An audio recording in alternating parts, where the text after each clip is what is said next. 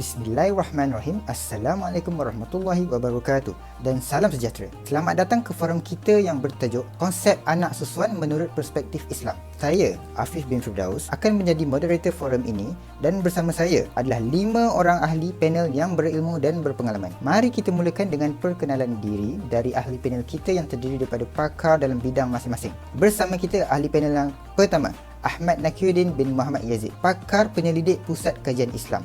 Seterusnya, ahli panel kita yang kedua, Prof. Amar Khair bin Roslan. Beliau seorang pensyarah hukum Islam dari Universiti Al-Azhar. Kemudian kita mempunyai ahli panel yang ketiga, Tuan Haji Ahmad Haziq bin Abdul Aziz yang merupakan Mufti Negeri Selangor. Berikutnya, ahli panel kita yang keempat pula, Dr. Amir Safwan bin Sabaul Ahmad, pensyarah Institut Pembangunan Sosial dan Kemanusiaan. Akhir sekali, kita mempunyai ahli panel kita yang kelima, Muhammad Hakimi bin Zulhimi, pakar konsultasi keluarga dan jabatan kehakiman.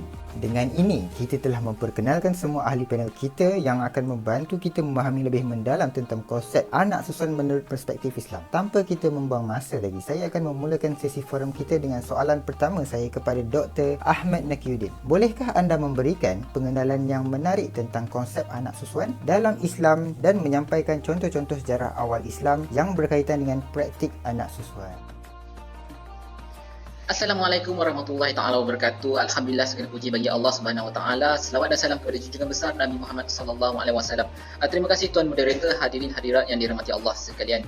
Baik, susuan menurut Kamus Dewan Bahasa dan Pustaka edisi keempat bermaksud anak yang masih menyusu atau anak orang yang disusui. Dalam arti kata lain, seorang bayi yang minum susu sama ada dari ibu kandungnya atau wanita lain.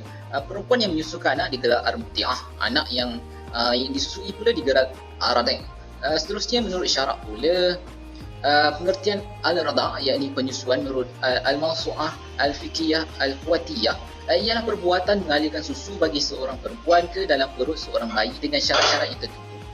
Penyusuan susu ibu adalah amalan yang baik dan digalakkan oleh Islam bagi menjamin kesihatan pembesaran bayi dan pemulihan kesihatan ibu selepas melahirkan bayi. Namun begitu tidak menjadi kesalahan sekiranya ingin mengupah orang lain untuk menyusukan anak mereka atas sebab tertentu seperti susu ibu kering atau ibu sakit dan sebagainya. Dan amalan sedemikian dibenarkan oleh Islam sebagaimana dalam firman Allah Subhanahu Wa Taala dalam surah Al-Baqarah ayat 233 bermaksud, dan jika kamu hendak beri anak-anak kamu menyusu kepada orang lain, maka tidak ada salahnya bagi kamu apabila kamu serahkan yakni upah yang kamu mahu beri itu dengan cara yang patut. Dan bertakwalah kamu kepada Allah, serta ketahuilah sesungguhnya Allah sentiasa melihat akan apa jua yang kamu lakukan. Sirah Rasulullah mencatatkan bahawa Nabi Muhammad SAW sendiri mempunyai ibu susuan selain Sayyidah Aminah binti Wahab, ibunya sendiri, Suwaibah al-Aslamiyah dan Halimatus Sa'adiyah, nama yang begitu masyhur menyusukan baginda. Di antara mereka, insan yang paling lama menyusukan baginda SAW ialah Halimatus Sa'adiyah. Terdapat hukum dan implikasi yang perlu diambil berat berkenaan anak susuan ini. Mungkin panel-panel seterusnya akan menerangkan lagi berkenaan ini dengan lebih lanjut. Terima kasih Dr. Ahmad Nakiuddin atas penjelasan yang jelas dan mendalam. Anda telah membuka mata kita semua tentang konsep anak susuan dalam Islam. Okey, sekarang kita dengar dari ahli panel kedua pula, Prof. Amar Khair. Bolehkah anda menyokong konsep anak susuan dengan rujukan Al-Quran, hadis dan pandangan ulama terkemuka mengenai hal ini? Terima kasih Tuan Moderator. Assalamualaikum warahmatullahi wabarakatuh. Segala puji bagi Allah, Tuhan semesta alam yang telah menurunkan wahyunya kepada umat manusia sebagai petunjuk hidup. Tanpa melengahkan masa lagi, marilah kita mengarahkan pandangan kita kepada konsep anak susuan dalam Islam. Suatu aspek yang dijelaskan dalam Al-Quran dan hadis Rasulullah SAW. Dari segi syarak, hukum bagi seorang perempuan menyusukan bayi yang bukan anaknya adalah harus dan telah dimaklumi sebelum kedatangan Islam. Islam mengakui dan tidak mengharamkannya. Hal ini adalah kerana dalam sesetengah keadaan penyusuan mempunyai kepentingan dan memenuhi keperluan tertentu. Sekiranya ibu kepada bayi tersebut meninggal dunia atau menghidap penyakit yang menghalang penyusuan, maka dalam keadaan ini perempuan yang lain perlu menyusukannya demi kelangsungan hidup bayi tersebut.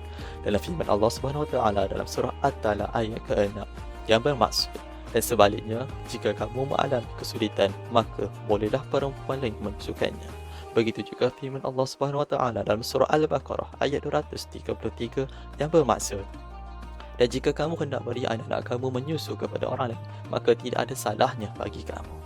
Bagi menguatkan lagi perbahasan konsep anak susuan mengikut riwayat hadis Al-Bukhari dan Muslim, sesungguhnya Aisyah bin Abu Bakar berkata, Salman Al-Farisi datang kepada Rasulullah SAW dan berkata, orang tua saya ingin berjihad dalam jalan Allah, tetapi mereka tidak mampu melakukan. Apakah saya boleh berjihad untuk mereka? Rasulullah SAW berkata, berjihadlah untuk mereka dan kamu akan mendapatkan pahala seolah-olah kamu berjihad pada jalan Allah. Hadis ini menunjukkan konsep keadilan dan memberikan hak kepada anak angkat untuk memberikan bantuan kepada orang tua biologis mereka. Sekian, terima kasih. Terima kasih Prof. Amar Khair atas penjelasan yang mendalam. Anda telah membantu kita semua memahami landasan syarak dengan lebih baik. Sekarang mari kita bergerak ke Mufti Negeri Selangor, Tuan Haji Ahmad Haziq. Bolehkah anda memberikan pandangan ulama terkemuka mengenai syarat-syarat kadar penyesuaian dalam konteks hukum Islam dengan cara yang menarik dan mudah difahami? Terima kasih saya ucapkan kepada Tuan Moderator. Bismillahirrahmanirrahim. Alhamdulillah wassalatu wassalamu ala Rasulillah. Terima kasih kerana menjemput saya ke forum ilmiah pada hari ini. Dalam konteks hukum Islam, ulama-ulama terkemuka telah menyatakan beberapa syarat yang perlu dipatuhi dalam kadar penyusuan, iaitu yang pertama, syarat kedua belah pihak harus bersetuju, iaitu rida. Ulama menekankan kepentingan kesepakatan antara ibu menyusu dan bayi yang disusukan. Dalam hal ini, yang diutamakan adalah kesepakatan dan persetujuan dari pihak ibu susuan atau wanita yang menyusui, kerana dialah yang memiliki kemampuan untuk mengizinkan atau menolak hubungan penyusuan. Prinsip ini mengacu pada hadis dan ajaran Islam yang menekankan pentingnya persetujuan atau kesepakatan pihak yang lebih dewasa dan layak untuk melakukan tindakan tersebut. Yang kedua, penyusuan susu ibu yang berlaku sebelum umur 2 tahun. Dalam Islam, penyusuan yang sah ialah penyusuan yang berlaku sebelum bayi mencapai umur 2 tahun. Ini selaras dengan arahan daripada hadis Nabi Muhammad SAW yang menyatakan bahawa penyusuan susu ibu lebih kuat kesannya jika dilakukan sebelum usia tersebut. Yang ketiga ialah jumlah bilangan yang ditetapkan. Setengah ulama telah menentukan bilangan penyusuan yang diperlukan untuk bayi itu dianggap sebagai anak yang disusukan. Sebagai contoh, Imam Malik menyatakan bahawa penyusuan mesti dilakukan sekurang-kurangnya 5 kali untuk dianggap sah. Yang keempat ialah penyusuan yang tidak melebihi 2 tahun. Terdapat jima' di kalangan ulama bahawa had maksimum penyusuan adalah 2 tahun.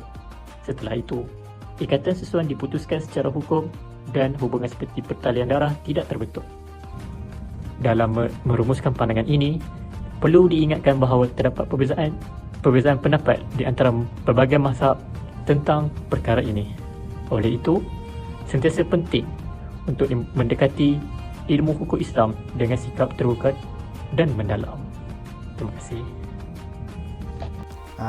Terima kasih Tuan Haji Ahmad Haziq atas penjelasan yang mendalam. Anda telah membantu kita semua memahami syarat-syarat kadar penyusuan dengan lebih baik. Okey, sekarang mari kita berpindah ke Dr. Amir Safwan. Bolehkah anda memperkenalkan bagaimana perubahan sosial mempengaruhi pandangan masyarakat terhadap anak susuan dalam Islam dan memberikan contoh-contoh relevan dengan cara yang lebih menarik dan mudah difahami?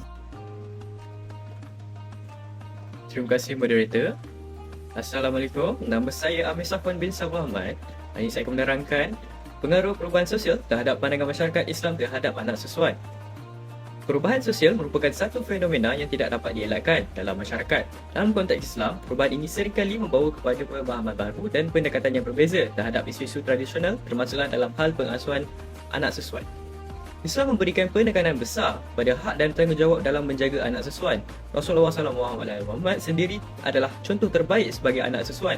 Namun, dengan berubahnya zaman pandangan masyarakat juga berubah, kita melihat bagaimana teknologi, mobiliti sosial dan kepelbagaian budaya telah mempengaruhi cara kita memandang institusi kekeluargaan termasuklah anak susuan.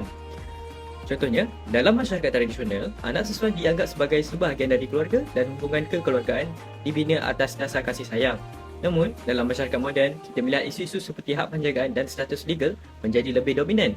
Ini mencerminkan bagaimana perubahan sosial dapat mempengaruhi interpretasi dan amalan dalam agama. Di sini, saya ingin menekankan pentingnya memahami konteks sosial dalam menilai isu-isu berkaitan anak susuan. Institusi ini tidak hanya terikat pada hukum syariat tetapi juga pada realiti sosial yang sentiasa berubah. Oleh itu, sebagai masyarakat maju, kita perlu mengambil pendekatan yang seimbang, menghormati prinsip-prinsip asas Islam sambil juga menyesuaikan diri dengan realiti sosial semasa. Terima kasih Dr. Amir Safwan atas penjelasan yang mendalam. Anda telah membantu kita semua memahami pengaruh perubahan sosial dengan lebih baik. Akhirnya, mari kita dengar dari pakar konsultasi keluarga Tuan Muhammad Hakimi. Bolehkah anda berkongsi pengalaman peribadi atau pandangan anda tentang konsep anak susuan menurut perspektif Islam dengan cara yang menarik dan mudah difahami? Bismillahirrahmanirrahim. Assalamualaikum warahmatullahi wabarakatuh. Terima kasih diucapkan kepada Tuan Moderator kerana menjemput saya untuk berkongsi sedikit pengalaman dan juga pendapat tentang konsep anak susuan menurut perspektif Islam. Sebagai pakar konsultasi keluarga dari Jabatan Kehakiman, saya melihat konsep anak susuan dalam Islam sebagai aspek penting dalam struktur keluarga. Dalam perspektif hukum dan nilai-nilai Islam, rada'ah ataupun penyusuan bayi oleh ibu susuan memerlukan pemahaman yang cermat. Islam menegaskan pentingnya menjaga hak-hak dan tanggungjawab dalam konteks anak susuan, termasuk ketentuan tentang mahram, warisan dan juga tanggungjawab keluarga. Dengan membawa pemahaman yang mendalam tentang hukum Islam, saya berusaha memberikan nasihat yang sesuai untuk membantu individu maupun keluarga dalam situasi ini. Melalui berbagi pengalaman dan pandangan, harapannya adalah dapat membentuk persepsi yang seimbang, mempromosikan pemahaman yang lebih baik dan juga dapat memperkuatkan dasar untuk keharmonian keluarga sesuai dengan ajaran Islam. Sekian itu saja daripada saya. Wallahu a'lam. Terima kasih Tuan Muhammad Hakimi atas perkongsian yang berharga. Anda telah membantu kita semua membuka mata dan minda atas pengalaman dan pendapat yang telah Tuan berikan sebentar tadi. Alhamdulillah, kita telah sampai ke penghujung forum. Terima kasih kepada semua ahli panel atas sumbangan dan pengetahuan yang telah dibagikan hari ini. Discussion kita tentang konsep anak susuan menurut perspektif Islam telah membuka mata kita semua dan memberikan pemahaman yang lebih mendalam tentang topik ini. Terima kasih juga semua yang hadir di forum ini. Harapan kami, perbincangan ini telah memberikan manfaat dan pengetahuan baru kepada kita semua. Mari kita teruskan usaha kita dalam memahami dan mengamalkan ajaran Islam dengan lebih baik. Semoga Allah merahmati dan membimbing kita semua. Sekian, terima kasih dan Assalamualaikum warahmatullahi wabarakatuh.